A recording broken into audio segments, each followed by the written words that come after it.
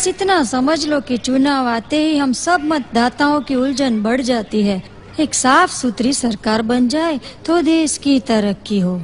हाँ, सच कहा मौसी आपने। कंफ्यूजन वाली बात तो है ही ये। लेकिन बेटा, बिना सोचे तो वोट नहीं दे सकते ना।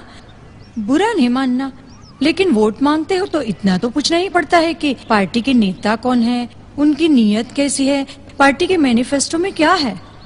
नियत का तो क्या है मौसी, एक बार मिली जुली सरकार बना ली तो बस नियत तो अपने आप साफ हो जाएगी।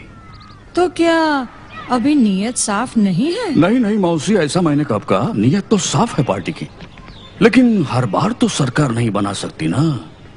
कभी कभी सांसदों को खरीदना भी पड़ता है। खरीदना पड़ता है? हाँ मौसी, ये कुर्सी चीज ही ऐसी है, अब मैं क्या कहूँ। हैं? तो क्या ये सब कुर्सी के लिए? छी छी छी मौसी, वो और कुर्सी के लालची ना ना। लेकिन एक बार भ्रष्टाचार की आदत हो गई ना तो मौसी, हर काम में पैसे लेने की आदत इन मंत्रियों को किसी ने सिखा दी और अंडर टेबल पैसे लेने लगे, तो फिर उसमें बेचारी सरकार का क्या दोष। ठीक कहते हो बेटे, कुर्सी के लालची वो, भ्रष्टाचारी वो, फिर भी उसमें उसका कोई दोष नहीं। मौसी, आप तो सबसे पुरानी पार्टी को गलत समझ रही हो। भले ही वो थोड़ी बिगड़ी और दोगली पार्टी है, मगर फिर से उसे सरकार बनने का मौका तो दीजिए।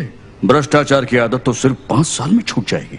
अरे भैया, मुझे बुढ़िया को समझा रहे हो? कोयले के धंधे में हाथ काले हुए बिना रहे हैं किसी के? मौसी, आप पंजे वाली पार्टी को नहीं जानती। विश्वास कीजिए, वो हरी गहरी पार्टी जैसी नहीं है। एक बार सरकार बन गई, फिर वो स्विस बैंक के अपने सभी अकाउंट बंद कर देगी। बस यहाँ की बैंक तगड़ी हो जाएगी। हाय हाय, तो बस यही एक कमी रह गई थी, स्विस बैंक में काला धन भी जमा है। तो उसमें कौन सी बुरी बात है मौसी? स्विस बैंक में खाता खुलवाने तो नेता, मंत्री और कई बड़े बड़े उद्योगपति भी चाहते हैं। हाँ। अच्छा, तो भैया ये भी बताते जाओ कि तुम्हारी ये गुणवान पार्टी के नए वारिस कौन है?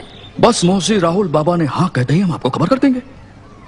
एक बात की दाद दूंगी, भले 100 बुराइयां है तुम्हारी पार्टी में, फिर भी तुम्हारे मुंह से उसके लिए तारीफ ही निकलती है। क्या करूं मौसी, मुझे सब साफ बोलने की आदत है। तो मैं आपका वोट पक्का समझूं? पक्का?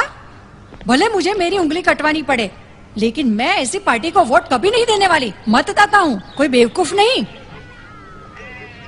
अजीब बात है, मेरे इतने समझाने पर भी आपने इनकार कर दिया। बेचारी पार्टी न जाने कैसे जीतेगी।